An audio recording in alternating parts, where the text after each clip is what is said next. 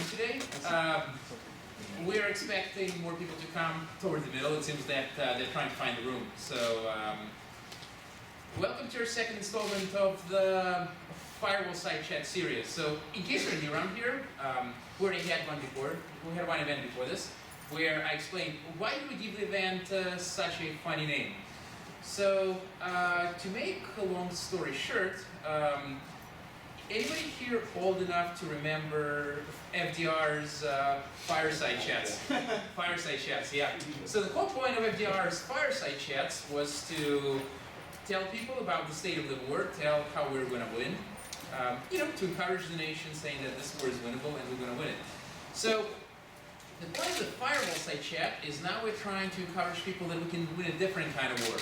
So, very recently, the United States has acknowledged officially the existence of their cyber command unit, and their job is to basically wage cyber warfare, to execute cyber operations, meaning basically hacking, against hostile countries, and of course defending our country from being hacked by itself.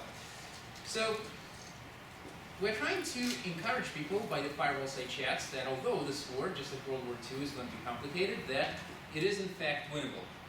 But unlike World War II, where victory was a goal, in our case,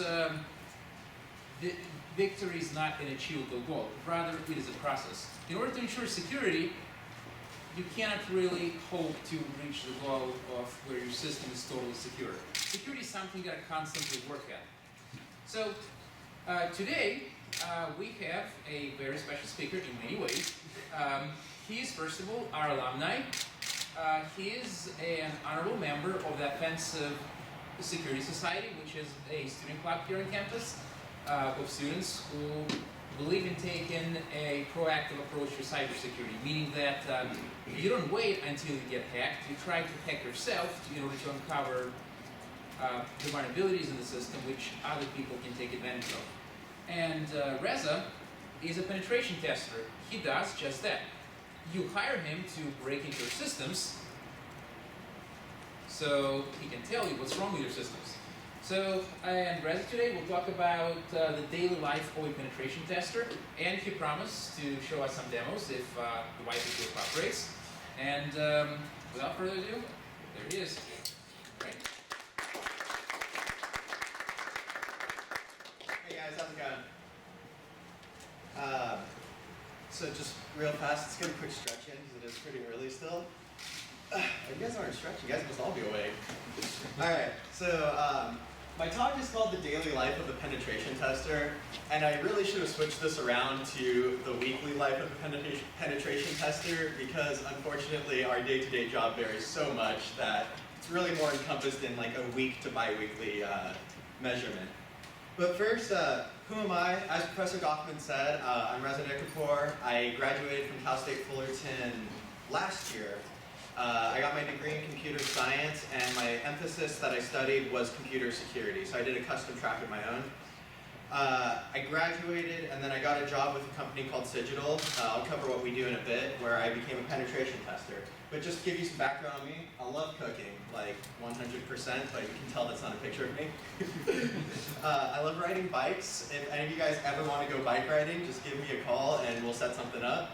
And then obviously, we got the digital lock with some ones and zeros because I'm into computer security. So who is Cigital? We're a security consulting firm, and we do everything from architecture risk analysis, where we'll go to your company and interview different developers, DevOps people, just random people throughout your company to get an idea of the architecture of your system, and then we'll go ahead and give you various attack points that somebody might look at, and this is more of a high-level thing. We do source code review, where you guys, the company will actually hand us the source code for their application, and we'll go through and do analysis on it and be like, oh, we see that you guys don't do bounds checking here, there might be a buffer overflow. But the most fun thing we get to do is penetration testing, where we get to hack somebody. So what is pen testing? Pen testing is identifying vulnerabilities, developing some proof of concept attacks, gather the evidence whether these attacks worked or not, determining the feasibility and impact of these attacks, and then get to write a report. So unfortunately, if you guys thought you get to graduate and you'll never write reports again, you still get to do that. We'll cover these more in depth, but essentially, we get to hack the planet. The first topic I want to touch on is to let you guys get some information on the tools we use. And the reason I want to bring this up is because when I was a student, I always wondered, man, what do these hackers use? What do people in industry use to do penetration testing? And it was always a big question on my mind. And I was blown away by the vast array of tools that we have at work. So the first tool to mention is an operating system called Kali Linux. And this is like the pen tester's operating system. It has tools for everything from vulnerability like scanning tools to identify vulnerabilities, exploitation tools to actually exploit those vulnerabilities, post-exploitation tools to help you once you're in somebody's systems. There's a whole suite of tools. You guys can check it out. It's a free operating system. Throw it in a VM and play around with it. It's a great place to learn all the different types of tools. The next tool we're going to talk about is called IBM AppScan. Where this tool really shines is doing web app penetration testing. So just to touch on this really fast, automated tools are great for finding what we call low-hanging fruit. And this is vulnerabilities that like, oh, you didn't set headers properly. Or there's a very simple cross-site scripting attack where if I drop my payload into this text box, it gets interpreted. So this is, we don't only use automated scanning tools, and we'll talk about that, but IBM AppScan really shines for web app penetration testing. And as you can see here, it gives you the name of the application you're testing, and then the various endpoints within it. And then next to each endpoint is a number telling you the number of vulnerabilities that IBM AppScan found at that endpoint. And then you'll see just to the right of that, or your guys' right, we got a list of the vulnerabilities, and what's great about AppScan is this tab right here, which is the request and the response tab. It'll actually show you the request that IBM AppScan sent to the server and the response it received in return. And this is really useful because IBM AppScan is prone to false positives, but because we can see what it sent and the response we received, we can go ahead and weed out those false positives. The next tool to talk about is Nessus. Nessus is a network scanning tool. It does have the ability to scan web applications, but it's not as thorough and complete as IBM AppScan. And also, without some configuration settings, you don't get really easy access to the request and the response received. So what you get when you do your first scan is a list of hosts plus the number of vulnerabilities that they found on each host. And just to touch on it, if you guys don't know what a host is, it's the computer that is running on the network. And it'll tell you like, oh, you have some criticals, highs, blah, blah, blah. So you go, oh, I need to check what this one particular host vulnerabilities were. And you click on it and you get a page like this where it says, oh, we found a critical vulnerability. It was in an outdated Microsoft system, and then you can go ahead and look through and see everything you found. When you want to do some more information gathering, you'll click the specific vulnerability that you're looking at, and you'll get a page like this. It'll give you a description of what you found, some advice on how to fix it, and then a see also. The see also gives you a little more information about the vulnerability. And then at the bottom, it shows you the output, and like I said, it doesn't show you the full response and request, but it will tell you the port that the service is running on, and then the host that the service belongs to. So that's it for most of our automated scanning tools. Those are the two big ones we use. The next one we're going to talk about is Burp Suite. Burp Suite is a suite of tools used to help you do your penetration testing. And the first tool to talk about in Burp is the proxy tool. And what this does is it allows us to man in the middle our own traffic, so that way we can stop it before it reaches the network and modify the request in any way we need to do so. As you can see here, we've caught a login request and we get to see information about it. So it's really useful in that. The next tool inside of Burp that we're going to mention is Intruder. Burp Intruder is a great tool used for fuzzing, and fuzzing is the concept of taking random inputs and sending them to the application in hopes of generating either some errors that will give you more information about the application, or even potentially just crashing the application outright. You don't want to do that while you're pen testing, because it's really embarrassing to call the client and be like, hey guys, we crashed your web application, can you please restart it for us? So this is also a very useful tool in testing brute force attacks because of the fact that you can provide a password list and say, hey, iterate through this password list and let me know if any logins were successful. The final tool to talk about in Burp that we use very frequently is the repeater tool. And this allows us to fine tweak an individual request and then go ahead and build a history of like, oh, we first tweaked this input to say true, and then we said admin equals false, and all of a sudden we got admin information. So it's really useful when you're testing REST APIs because you don't really have a web UI for REST APIs, so you need to change individual values on your own. And that's it for Burp. It does have some other tools inside of it. This one is a free tool built into Kali Linux, so you can go ahead and play with it on your own. And just to touch on this really fast, don't go hack other people's websites. It's against the law, and if you get caught, you can lose your ability to work with computers. So it's very important that you don't go attack other people's websites. You mentioned man in the middle. Can you explain what man in the middle means? Okay, a man in the middle is an attack where you insert yourself in the network between the client and the server that it's talking to. So you actually receive the traffic before the server gets it, which allows you to manipulate it in any way you'd like. So if you man in the middle a connection to like Google, you can send back search results that the person never really wanted, and you can be like, oh, I'm going to insert my malicious website as the top click for your search results. So it's a really useful attack, but we use it against ourselves in order to attack other websites. The next tool to talk about is Metasploit/Armitage.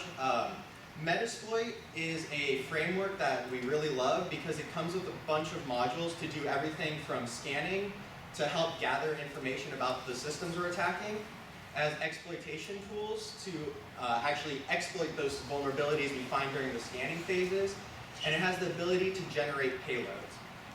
Metasploit is a command line tool. Somebody went around and made Armitage, which is what you see here, which is a front end to Metasploit.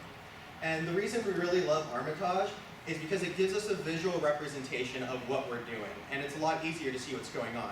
So as you can see, we have Windows hosts in this network.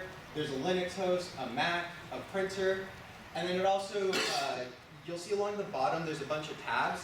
When you're pen testing, you might break into a system and you want to view what the file system looks like. So you'll go ahead and right click, and then as you can see here, you can say, oh, explore, browse files, and it'll open up another tab. You can do all this on the command line with Metasploit. This is just a way to ease yourself into using Metasploit on the command line. And also it gives you a full list of the searchable modules inside of Metasploit, so that way you can be like, oh, I need a scanning tool to see if anybody's running outdated Windows tools, so you can start searching for that. My personal favorite part of Armitage is you can see these computers with a red outline and lightning bolts around it. It means you've pwned that system and you have access to it. So that's why I love Armitage. The first time I used it, I broke into a system. I was like, oh my god, I get red outlines with lightning bolts. I feel super hacker right now. And then after that, we use a variety of terminal tools. SSL scan is a tool to leak information about misconfigurations in their SSL setups. SSL is secure socket layer. It's what enables us to communicate across networks securely without leaking our passwords or banking credentials. Telnet is a TCP connection tool. For purists out there, you're going to want to use Netcat because Telnet has a layer on top of it. Curl is really useful. Oh, it's actually pronounced CURL, but it's a really useful tool when you want to send like a quick web request to see the headers of the response. We use tools like FTP. Nmap is a really great tool. Stands for network mapping, or network map, and it allows you to scan networks in a way that's similar to what Nessus does, but Nessus provides results in a lot more readable and useful fashion than Nmap. So what we'll do is we'll use Nmap to confirm findings from Nessus. And then pen testers framework. Unfortunately, you don't always get a Kali box on every pen test you do. So pen testers framework is a lovely tool that will download almost all of the tools inside of Kali Linux on a variety of Linux distributions. So one pen test, I had a Ubuntu box with no tools, so I went with my basic internet connection, grabbed pen testers framework, and now I had everything I needed to do my pen test. And these are all free. Most of these are built into Kali again, with the exception of Pentesters Framework. That's an outside tool that you can download, and it is free. So you guys can go ahead and get an Ubuntu box, go ahead and download Pentesters Framework and set it up and view how it actually works. We use a variety more of tools. There's really too many to cover, but this should give you guys some grounds to start doing some research on the tools and how they work and how to use them. And just one more time, don't go out hacking other people. You can get in trouble for that. So those tools are free, right? Huh? Yeah, all those tools with the exception of IBM AppScan are free. The Nessus free version is obviously reduced in capabilities compared to the paid for version, but all of these tools are free to use. And like I said, most of them are built into the Kali with the exception of Nessus and IBM AppScan. So then now we're going to talk about what a typical engagement looks like.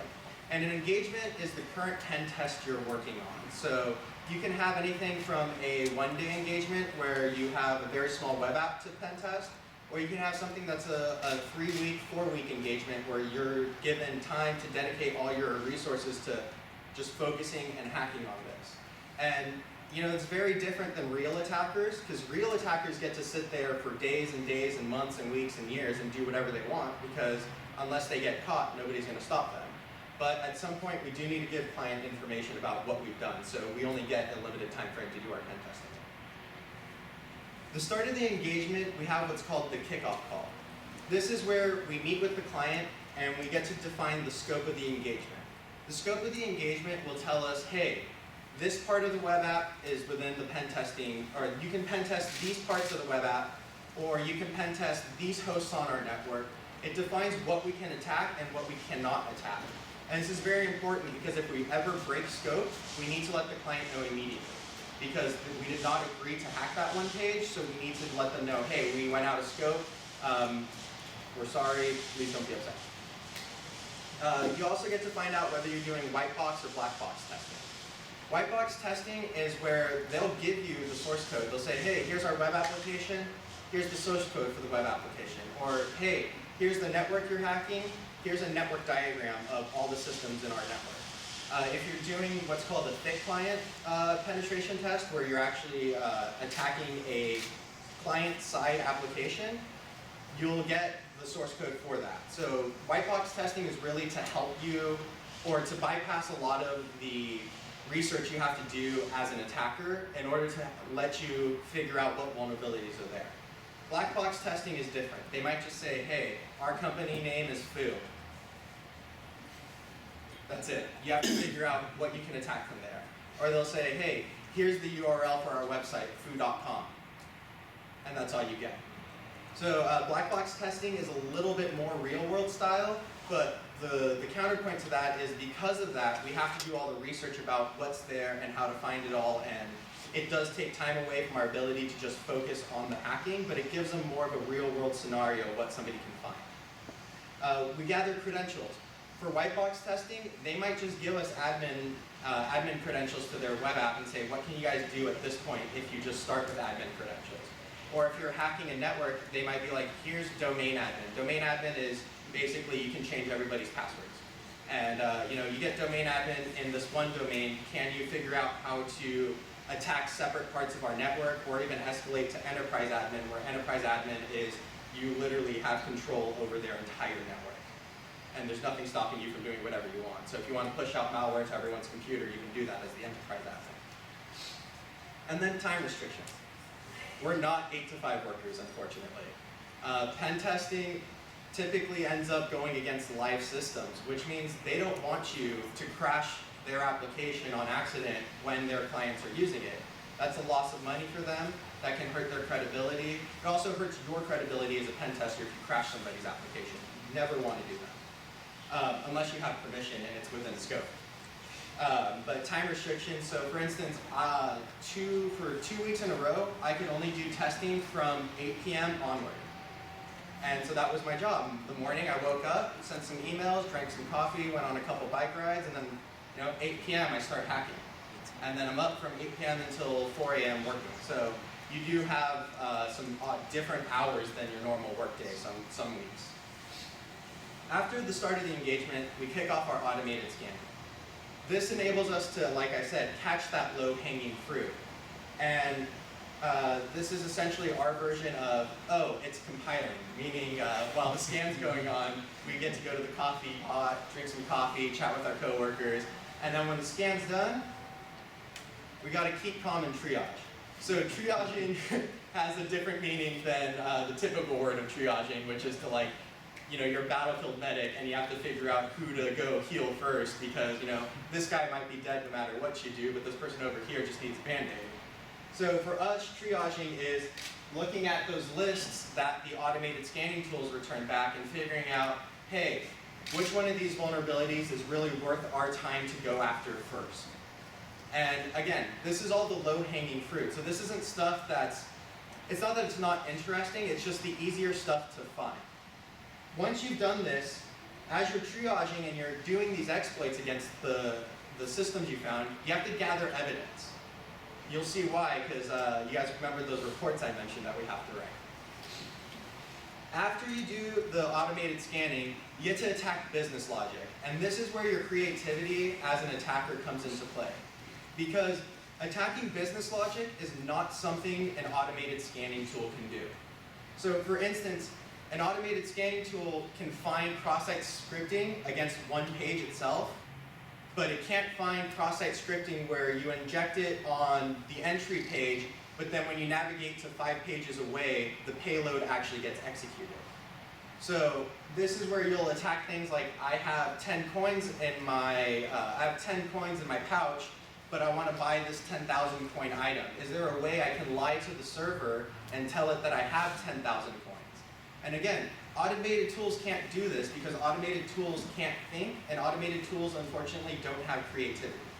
So this is really where it's the fun part of pen testing, is when you get to do the business logic attacks. And then again, as you're doing this, you got to gather evidence. You know, it does us no good to be like, yeah, we hacked your system, but we don't have any proof of it. So once you've done all this, you gathered your evidence, you ran your automated scanning tools, you attacked the business logic of the application. Now, it's report time. You're never going to escape reports no matter what you do in life, guys, so you got to learn to love to write them. And you might be asking what goes into a report here. So for us, the first part of our report is what's called the executive summary. And here is where we give a high-level overview of the types of vulnerabilities we found and how many of these vulnerabilities we found. And you write the executive summary to executives, which means you don't get to speak in technical terms. And it's very important because the people paying for these pen tests are not technical most of the time. So they're like, oh man, we hear that hackers are attacking people. I want to get one of these pen test things done, but I don't really know what it does. And so at this point, you'll be like, hey, you know, we found the ability to hack your network, get admin credentials, and we found that you guys use a lot of weak encryption standards. And so, like I said, it's targeted towards executives who don't necessarily have technical backgrounds to them. After the executive summary comes the methodology section. The methodology section is where we explain what we did. Hey, first thing we did is we ran our automated scanning tools against your system. We took the vulnerabilities our automated scanning tools found, and then we looked at them individually and figured out which ones were right and which ones were false. Then after that, we say we attacked the business logic, and here's what we did to attack the business logic. So the methodology section is where you explain what you did. After that is the risk ranking section. The risk ranking section is where you say, hey, we use the following calculations in order to determine how severe a vulnerability was. And for most clients, you use the same risk rating system. For certain clients, they'll require their own standard that you have to follow. So again, you'll realize a lot of your work that you have to do is very client-driven. After all those sections comes the fun part of the pen test for us, where we get to report on the vulnerabilities we have. So you'll have a table of contents that'll give a name of all the vulnerabilities you have, and then you see 4 sections over here. The likelihood is how easy is this to exploit? Can somebody who has basic motor skills and typing skills exploit this, or do they have to have really critical thinking, attacker-like mentality? The impact section says, if this exploit is done, how will it impact your business? Like, if it's, you can force somebody to log out, the impact of that is negligible because, wow, who really cares? You're going to force my users to log out, they'll just log right back in. But if it's something like, oh, we found out how to transfer money from person A's account to person B's account without person A's permission, that's a critical type of impact. The severity is the intersection point of how likely something is to happen and how critical, or how large the impact is. So that's just a calculated score. And then the status tells you if it's open or closed. The reason we have status pages, or a status section, is because we do retest for some clients, where they'll say, hey, we got your report, we read through it, can you please retest it? And then we'll go ahead and retest it, and if they fixed everything, we get to flip that open section to say closed. And then everybody gets smiles, because everybody loves when vulnerabilities are fixed. But you might be asking, what does an individual finding look like? And unfortunately, I can't show you everything we write, because it does have client information inside of it. But we'll do something like this, where we name the vulnerability. So in this case, if we found something that had default credentials, we give a description of it. So in this case, network services were discovered that are configured to using default credentials. And we'll go in more depth. We'll say something like, the service you are running has documentation online, and if you Google for that documentation, it'll show you the default credentials, and we're able to figure that out. Next section shows instances. This shows you the individual endpoints that were vulnerable to this vulnerability. So in the case of a network assessment, you're going to be giving them IP addresses with the port number. In the case of a web app, you'll be saying, hey, it's this URL, but it could be this parameter inside the URL. Or it could be, that's it for web apps. And then the next section is steps to reproduce. This is important because when the client gets these reports and they fix it, they don't want to blow their retest on us just going, oh no, you didn't fix it. So we give them the ability to check if they fixed it first. So steps in this case are, on a box that has access to the network, open your web browser and visit the instance. Select something there, I can't say what it was, and then log in using the default credentials admin. The evidence section. This is why we gather evidence. So you can see here, I have an authentication required box. I typed in admin, and we give a description of what's going on each one of these individual instances of evidence. Hey, I'm using the default credits to log into your system. And then over here, you'll see I gained access to some sort of dashboard. And then I say, oh, I gained access to this dashboard using default credentials. So this is why the evidence gathering phase is very important, because you need to show the client that, hey, my attack worked, and here's the proof that my attack worked. And here's really what the client's paying for, remediation advice. If they knew how to fix these things in the first place, they wouldn't be hiring us to do it. So what we have to do as pen testers is not only know how to break things, but we also have to know how to give advice on how to fix things. So in this case, it's, change the default username to a unique value and change the password to something stronger. And then we go on, it's like, maybe here's some tips for the password that you should use. Use n number of characters, use these types of symbols, add numbers, make sure everything's uppercase and lowercase, so on and so forth. And this section's probably the most important of each individual finding, because it gives them the ability to fix all of this. Once you're done writing your report and you turn it into the client, you have what's called the readout call. The readout call is where you actually, again, jump on the phone with the client and you cover the report with them. You say, hey, do you guys have any questions about this report we turned into you?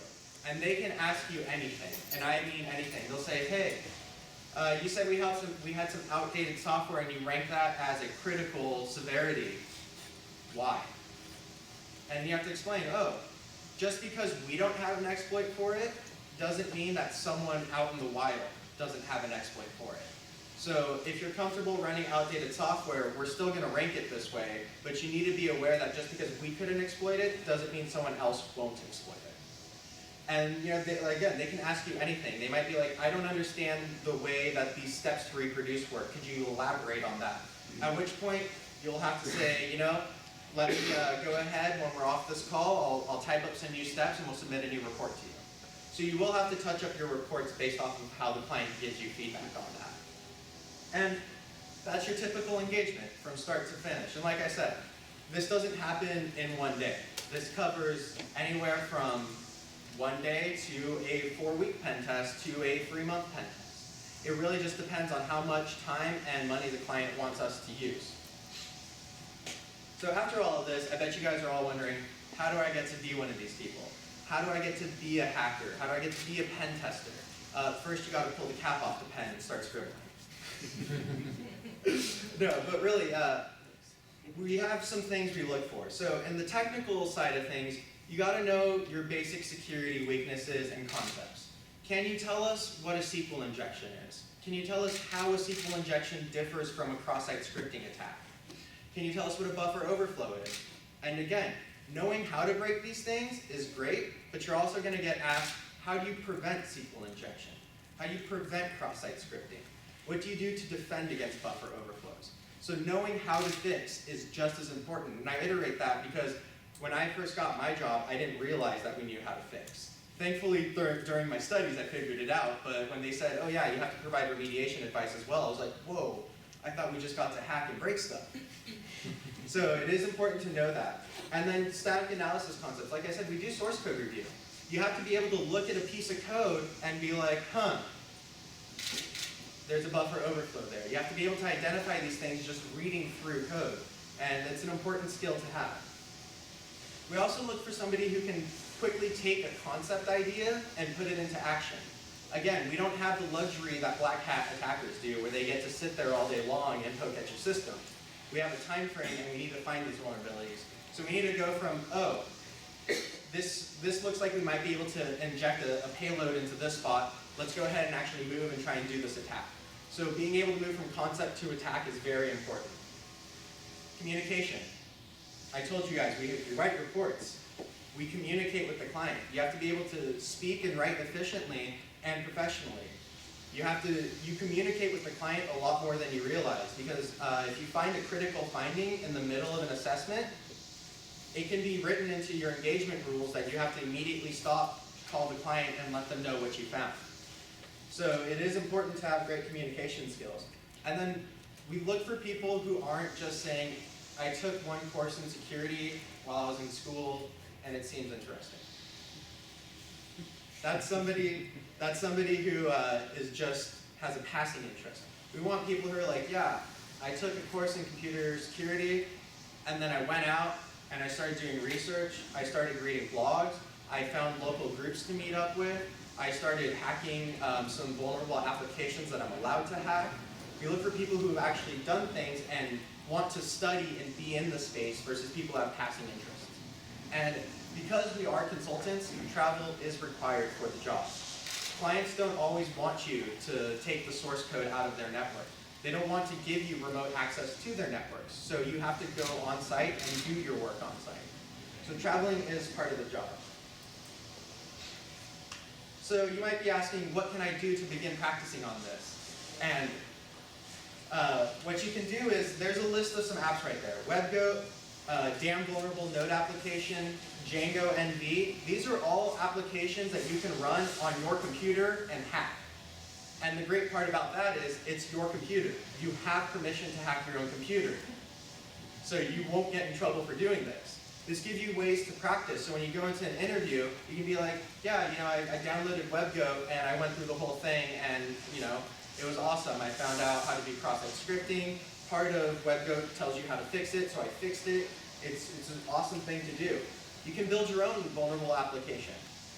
This way you can see how to write code that is vulnerable and then how to fix that code. Because remember, you do have to be able to spot vulnerabilities when you're doing source code review. So one of the things I did during my interview process was they gave me a chunk of code and they said, find all the vulnerabilities in this. And I had to choose between 3 or 4 different languages, and you have to be able to identify this stuff. So building your own version of vulnerable code not only shows you how it works, but it also gives you the ability to figure out how to fix it. Go to your local meetups. I know some of the OSS members here go to the OWASP meetings. OWASP is a local security group. They have chapters in all major cities, and they're all about web application security. You go there, there's free food, some sodas, and then the most important part is you get a free talk from somebody in industry related to security. And that's great because people pay hundreds of dollars to go to conferences, whereas you can just go to your local OWASP meeting and start gaining some basic ground knowledge. Read security blogs. There's no better way to stay up on the cutting edge of security than to read the latest blogs that are going on about it. Self-study. I can't tell you how many hours I spent in Professor Goffman's office. Non-stop harassing him and Professor Chaffee, just like, guys, I'm trying to do this type of attack, but I can't figure it out. Let me pick your brain for a few hours. And fortunately, Professor Goffman would stay around and help me. So you guys can go out, read these blogs, and be like, oh, there's this new attack. Let me go work with Professor Goffman on recreating it on my own system so I can see how it works and why it works. And then CTFs. CTFs stand for Capture the Flags. And these are events that people will put on where they'll host vulnerable code and say, go ahead and attack it. And you get points for each flag that you capture. So it's like, here's a buffer overflow in this system. Get it so you can elevate your privileges to read a file that you don't have access to. And then inside that file will be a flag that you turn into the team, and they'll give you a point for it. So these are some things you can do on your own. Thank you guys so much for coming out. Before I jump on, hopefully, what will be non-interrupted live hacking demo, does anyone have any questions? I saw you in the back. Yes, so I have a couple of questions. Number one, do your company offer internships? Yes, so when I got hired at my company, I started as an intern, and I had a 3-month internship. During the summer is when we have full-time internships, and I believe that other break that's not summer, we have part-time internships. Huh? Yeah, intersession time. We have part-time internships. Okay, so the second question is that do you have to be a US citizen? For our company, no. Certain penetration testing companies do explicitly work with the government, at which point you have to get clearances to do the testing, and I don't believe you'll be able to get those clearances as a non-American citizen. And the third one you answered. What are the other conferences? Okay. Thank you. No, I saw someone over here. Or no? No, thank you. So when you know exactly when like a certain thing is secure, like that happens, So you can never tell someone that their system's secure. Never. Because tomorrow a vulnerability. So right, we all thought Bash was super awesome and secure, and there was no attacks. And then all of a sudden, Shellshock came out. Shellshock was an attack against the way Bash handled exporting variables. And because of that, everybody who had Bash, anything that was interpreting Bash commands, was exposed to this attack. You can never tell someone that they're secure. You can only say, we found these vulnerabilities, and you have fixed these vulnerabilities.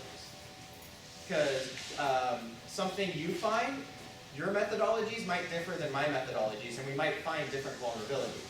That's just the reality of pen testing, is different styles find different types of vulnerabilities. And you can never say a system's secure, because security is always an evolving thing. You know, we had glibc had a buffer overflow in it. And everybody was, oh, glibc is great, it's secure. And then all of a sudden, any system that had anything that was handled by glibc could get attacked just because somebody found a new buffer overflow. So yeah, you can never really say something's secure. But as a pen tester, the idea that we take is the path of least resistance. Why are we going to try and do a buffer overflow when we can just go ahead and, we can toggle this variable and we get access to the admin panel, so we'll just add our own credentials into your system instead. Yes? Can you talk about bug bounty programs? Okay, so bug bounty programs are, I would say, a two-sided coin in my opinion. So companies will host bug bounty programs, and what they do is hack us. Here's the rules of engagement. Go ahead and attack us. Anybody. So like Facebook has a bug bounty program, and they. Huh? The Chrome OS. Chrome OS has one. Well, recently Google has put out a call saying if you can hack the Chromebook, you get like $100,000. Yeah. So that's what's cool about these bug bounty programs is depending upon the severity of the bug you find, you get paid. One of our guys found a vulnerability in PHP and made $15,000 from a company because he exploited it and got access to one of their servers. So they're a whitelist to attack companies that you otherwise would get in trouble for attacking. On the flip side of that, some companies do get upset when you attack them. Facebook recently got owned on one of their Instagram servers, and the researcher who did this, Facebook emailed his boss saying that he went too far and broke the rules of the engagement. But his interpretation of the rules of the engagement were different than what Facebook actually meant. So bug bounty programs are kind of, like I said, it's one of those things, go do them, they're great, but also be careful and make sure you really do stick to the rules of the engagement, because you can get in trouble.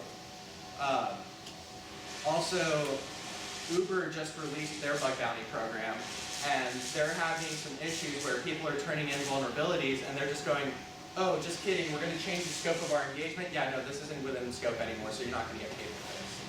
But like I said, other companies are good where they will just pay you outright. Facebook, a guy found a password reset vulnerability against Facebook, and they awarded him, I think it was like $10,000 or something like that. $15,000. Huh? $15,000. 15,000? Yeah. Oh, hold on, Maria. Black box testing versus white box testing. What do you personally use? We usually get black box assessments. They'll say, here's an IP address, or here's an IP range, good luck. Or here's the URL, or here's the URL to the web app you're gonna attack. That's it. Some engagements, they'll limit you in scope. They'll say, here's the URL, but these specific endpoints you can't attack. So while you're doing your testing, you gotta make sure that if any of your testing ends up attacking those endpoints, you immediately stop and you inform the client that you broke scope. So I prefer black box testing just because I like the recon phase of gathering evidence and gathering information about the systems we're attacking. And I really just enjoy that part of figuring it out. One second, though. Oh yeah, I just had a comment. One way in which anybody can safely practice build the skill set that Reza talked about with pen testing.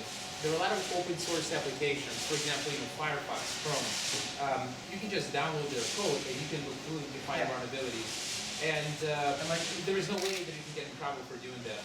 The only thing we do as security researchers, before we publish it, we normally contact the companies saying, by the way, guys, you have this, you have this issue, and we are going to publish it. So would you like to talk to us so you could fix this issue before we publish it? So you're not basically creating a zero-day vulnerability. Yeah. So you do work with the companies if you're doing independent research. You never want to just drop an O-day out into the world because, again, it's not, well, first of all, it's not polite. You wouldn't want somebody doing that to your application. And second of all, you're doing research. You're not an attacker. And that's the difference between a white hat and a black hat. A black hat's going to be like, I don't care.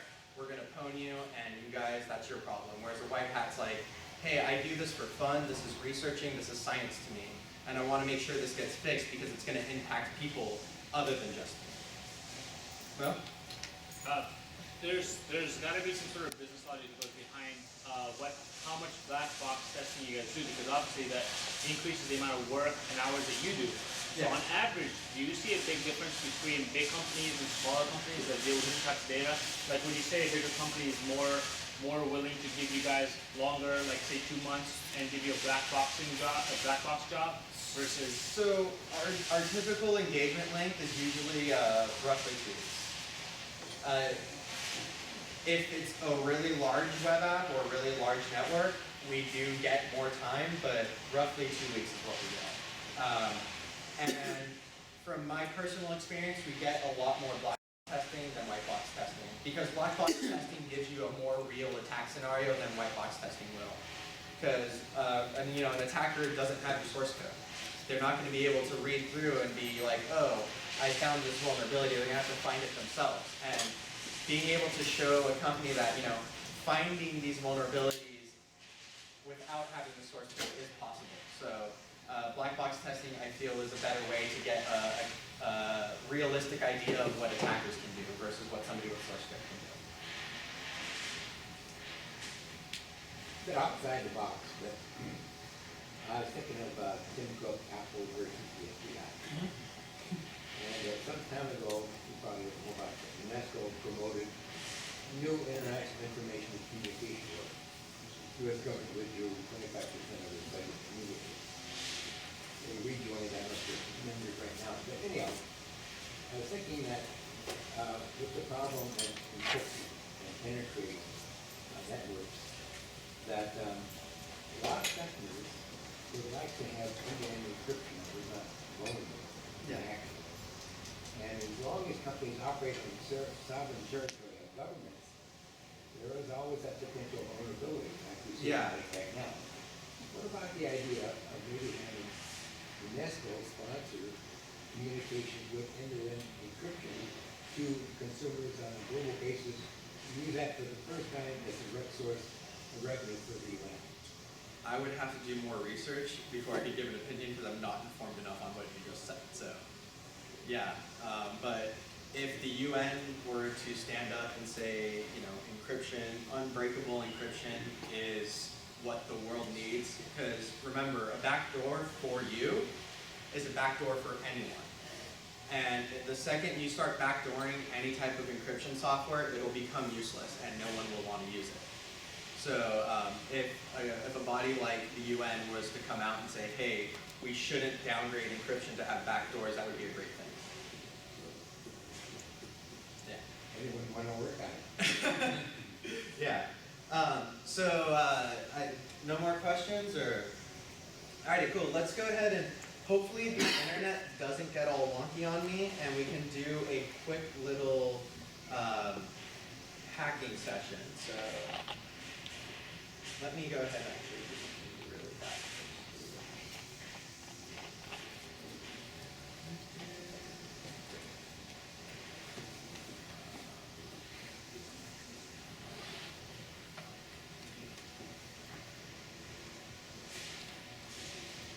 This is just so I don't have to turn around every few seconds to see what I'm trying to type in and all that.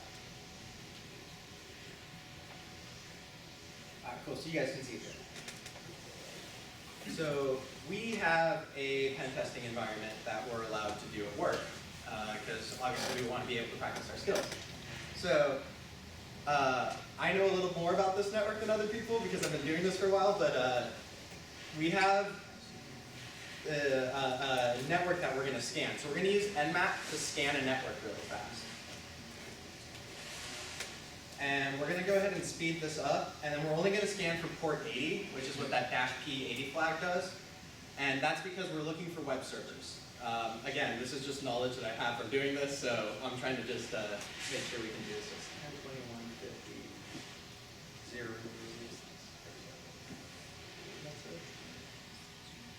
So port scanning is we're going to see if the computer responds to requests on this port that we're trying to look at. And unfortunately, it does take some time. Yeah, actually, just double check and make sure it's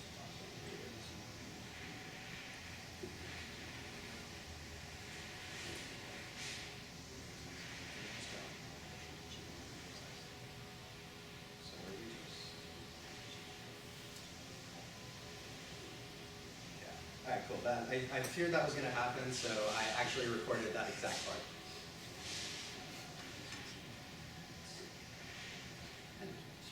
Here we go.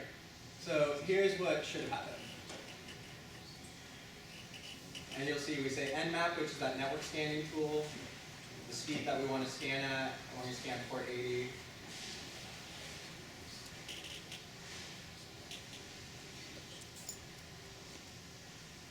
And then it takes just a small amount of time. Port scanning's it's kind of slow because you're going through and requesting and trying to see if anything responds. So you can see here we got a bunch of output. And you'll see this one's open. So this computer will respond to any web request on port 80. This one's closed, so it actually won't respond to anything. And this one's filtered, meaning there might be a firewall in between us and that port. So we don't know if it's open or closed. And so we're going to go after that one I just highlighted.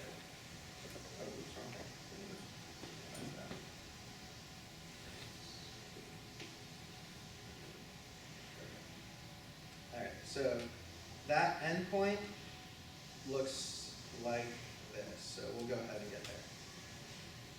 Oh yeah, and you guys will see, the internet is not my friend here at school. Yeah, unfortunately we don't have internet access my computer just doesn't like the school's internet for whatever reason. Let me,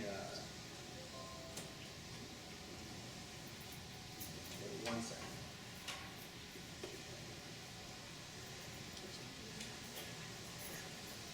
Sorry guys, write your school and tell them to get you computer networks that don't drop my computer. It's specifically my computer too, it's not every computer. It's a lot of computers.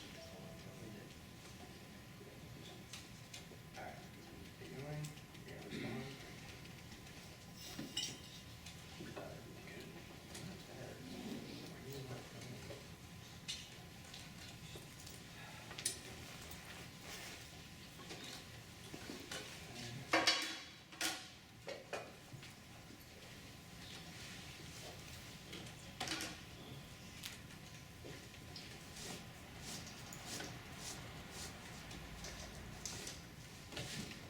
So the problem for working with a security company is that we take security very seriously, so it takes us for like 1,000,000 years to log into all our systems.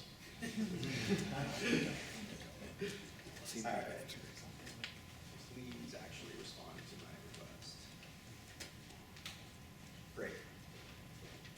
Just had to reconnect, so there we go. Okay, so that endpoint that I said we're going to visit is here. So unfortunately I can't run any of my automated scanning tools because they're all in use against engagement, so we can go ahead and browse this site. So it has one link, and it takes us to a careers page where it tells us some information. And we're looking for a ninja. You gotta be great at every single language in existence because every developer job requires you to be great at every language in existence. But we'll see this page variable up there. You guys, can you guys see that right there? Page equals career.html. Just by knowing some basic PHP, I'm like, that variable looks like something I want to go after. So let's go ahead and, can we just provide random paths and will it, oh look at that, it'll grab random files from the file system for us. So let's dump a file that's really useful then. Let's go ahead and dump the password file. This is great. We now know all the users on the system and the shells they get when they log in. So there's the root user who gets bin bash, and then there's this user here, www.data, and I'm pointing this out because they have no login. That's very important to point out. So let's go ahead and do something really fast. Let's go ahead and do foo.php, I think. Okay, so we're going to write some quick PHP.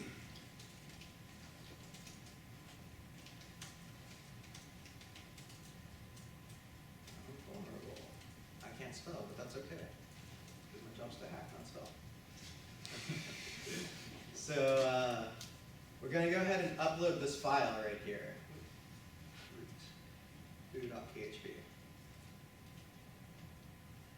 Okay, so remember, we can include any file we want, so let's try and include the file that we just uploaded.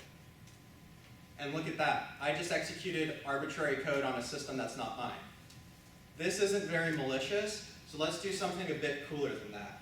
But before we jump over, I want to show you guys something. So who am I? I'm root.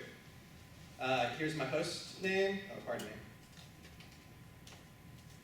My host name is Callie, and then if we look at ifconfig, I have 3 network adapters. So I'm going to go ahead and I have a script that gets backdoors for me, which is fun and great. And we'll go ahead and upload my script, and then we're going to go ahead and we're setting up a netcat listener. Actually, let me do this in Armitage so we can see some cool lightning bolts.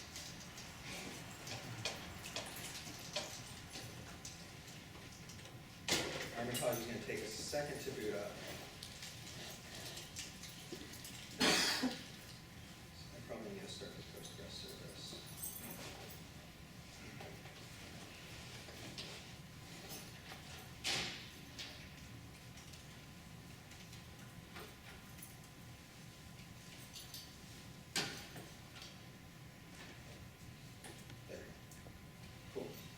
So this is Armitage. Not a whole lot here, right? We have like a little console, and you see some of these hosts. Let's change the view to the where's it? Hosts.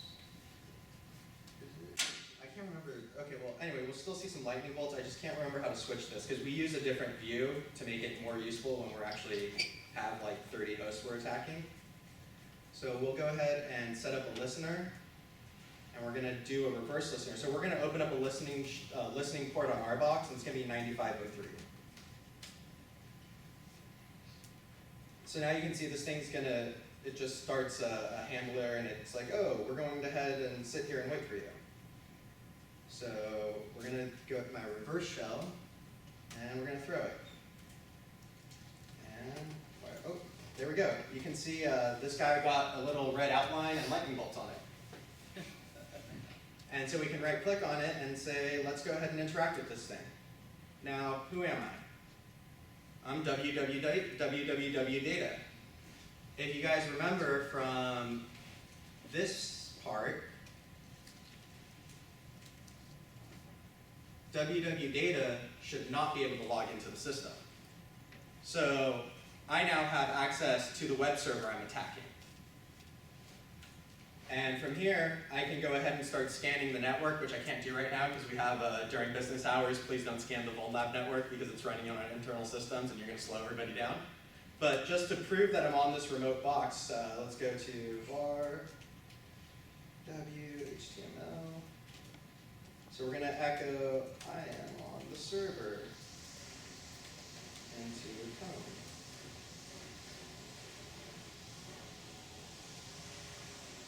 HTML. That was my testing from last night. But there you go. So I'm on that server. I have access to a box that I'm not supposed to even be on now. And from here, the next step is to start trying to see what other computers are on this network and to try and figure out how to break into them. So yeah, this is a ton of fun to do. This is not everyday stuff, but go ahead and download applications like WebGoat, and it'll get you started on moving your way to the point where you can do things like this. The OSS put on an event a couple weeks ago where we just all sat around and hacked WebGoat, and it was great, and I highly recommend the next time we do it, you guys should all come out. Yeah, thank you guys so much.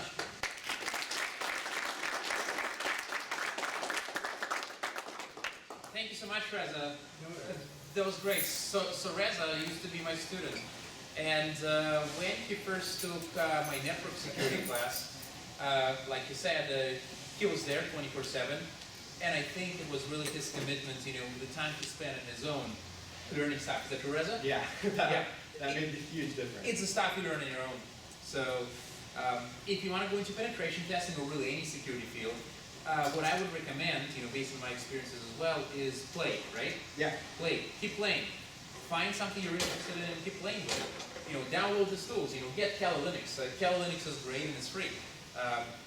You can, start reading the source code of different open source applications and try to find vulnerabilities.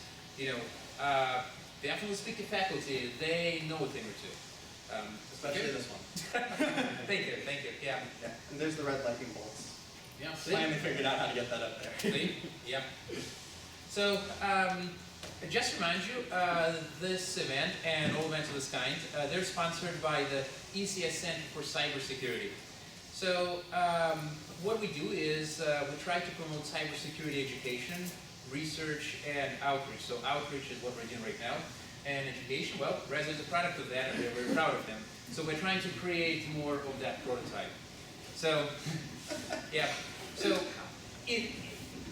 within a few minutes, all of you should get or should have gotten an email regarding this event. Please let us know what you think. And also, if you'd like to support our mission, and we ask you that you'll do, please feel free to click on the link you get in the email and give us a few bucks. Putting on events like this, it costs a lot of volunteer effort, especially from OSS. You see those guys in Cigital Inc black shirts.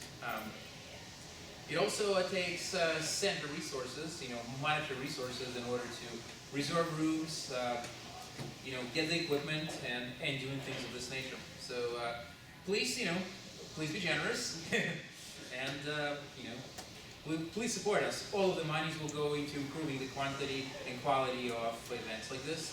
They will make cybersecurity education better, and they'll help our faculty to conduct more in-depth research into cybersecurity to address present problems. Just recently, for example, our biometrics group, we had an article published in Communications of the ACM, which is a flagship journal / magazine in computer science. If you go to their website, you can read about us.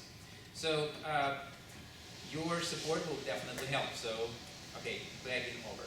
So, yeah. So if you have any questions for for anybody, please let us know. And I think the president of OSS, Murat Kurda, would like to announce the debriefing session, which will follow this. Sure, yeah. So just for OSS members, make sure you guys, if you're able to come after, meet us at CS201. Once again, we'll be meeting from 11:30 to about 1 o'clock, to 12:30, 1 o'clock, and we'll recently discussing about some of the deeper aspects, and we're not sure yet, but Reza may join us. I know Dr. Dawson will be there. I'll do it. So come on by, and we'll get to have a kind of more open discussion about what we talked about here today. Thanks, guys.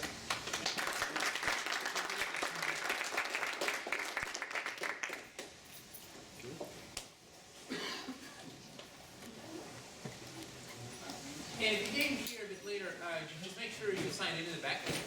Yeah.